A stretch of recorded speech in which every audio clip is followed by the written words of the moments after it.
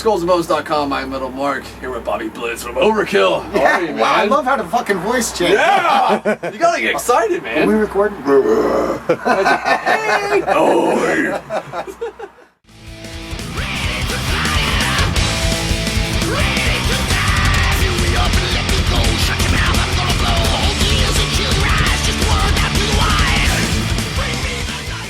This is the second leg of the Killfest tour, but how's it been so far? Yeah, both legs are moving. Yeah. I mean, that was the first one was real successful. It was done in April. We did it with Vader. Yeah. And actually had Evile with us on that run too. Another band, young band called Warbringer.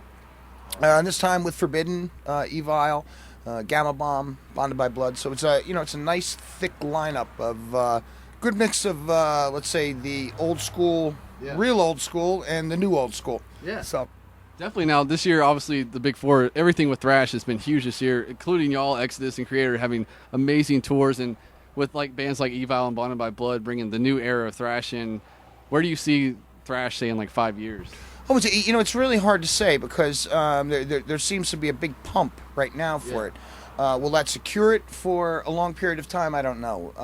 Obviously, we've been here for 2.5 decades doing what we do.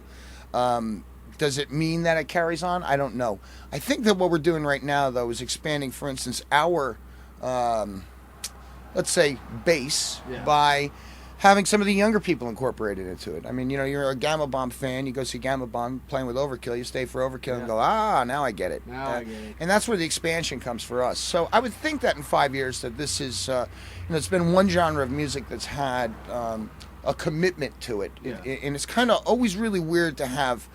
I mean, I've never seen this where there's bands like us who've been around for a couple decades and Forbidden, and then there's younger bands that have really tributized that scene from all the way back then, and both bands are viable. Yeah, both definitely. parts of that scene are viable. So it's kind of a weird time in musical history, but hey, take advantage of it while it's here.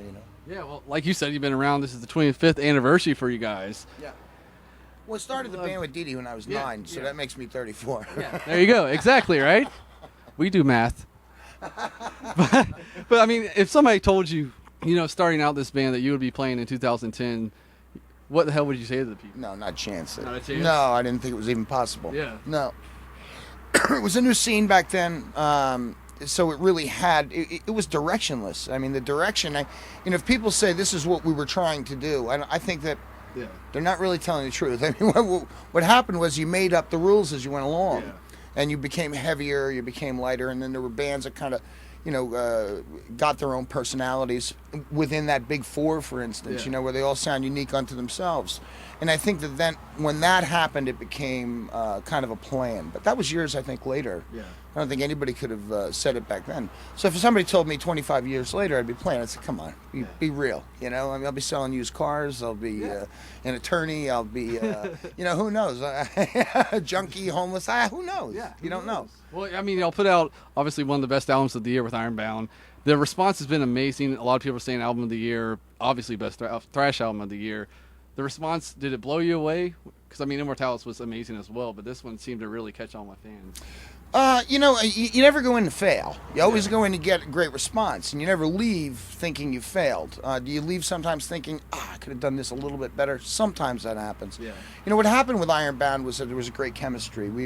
And chemistry is a unique thing. It's not a constant. Chemistry constantly changes. Yeah. That's the only thing that's constant about it. So, we came off the road, so bringing the road into the studio is killer. If you can really not feign that live energy, but make it happen at let's say at the correct level and truthfully, and get that on tape, then you have something special. And we kind of knew we had something special while we were doing it, because it seemed like a real cohesive thrash record.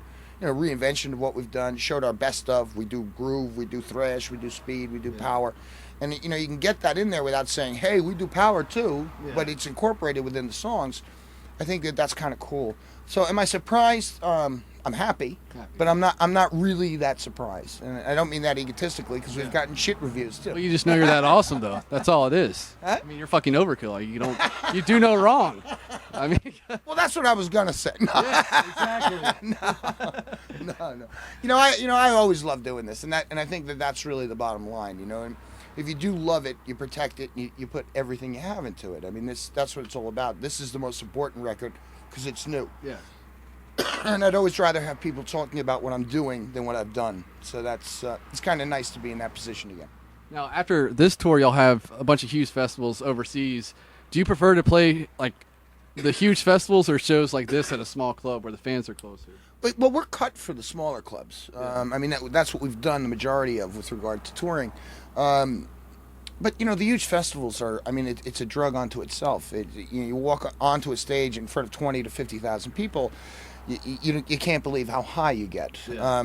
So I think what we try to do is take what we would do in the Masquerade and apply it to that huge stage and try to turn a festival into a club gig. Yeah. And that's, I think, where our success comes from. I mean, we're even known when a festival stage is so big, we do what's called the choke. And we move our whole back line up so there's only 12 feet from the drums to the front line. So we can use that 12 feet like a club. Oh, nice. And this way gives us the idea that we're comfortable on the stage, as opposed to, we have 40 feet we can use, but you can't hear the fucking drummer. Exactly. So we'll always choke the stage, and if we have the opportunity to, we will. So I do like playing the smaller ones, but I would never... That experience playing the big ones is killer. It's just about applying the small to the big to make it work. Yeah. Now, for the last question, I would like to, I mean, being around for 25 years, putting out quality records back to back to back, what would you say when it's all said and done, what do you want your legacy to be for fans, for you being remembered by? You know, it's really funny. I was just thinking about people, and I was looking at this beer, and I'm going, you know, I just did 3 interviews in Atlanta. They were all video, and these people are going to think I'm a hardcore drunk sitting here. Every one of the videos I'm drinking in, Most but people already know. beer. He's lying. There's an empty case right over there. What do I want to be remembered as? I don't know. I mean, I suppose that, you know, it was always a good ride. I mean, that's the way I always say it. My wife and I have a joke where I'm leaving the house or getting on the bike or something, I'll yell up to her, "Hey, I'm off. Yeah, listen, if I don't make it home, I get hit by a bus. I know, but on your gravestone, it was a great ride." I know. So, I mean, I suppose I'd like to be remembered for my sense of humor to some degree, that I didn't take myself too seriously, and that I really enjoyed this. That it wasn't, you know, I'm not one of those, I'm crushing it because it's metal. I like being here. Yeah. It's just that simple. And I think because of that, I like giving everything I have for it. I mean, it's not hard for me. It just seems like the norm. Definitely go get Ironbound if you don't have it. It's been out it's been out all year. Go get it already if you don't have it. Support this band. They're one of the best of all time, period. I'm Metal Mark for Scope.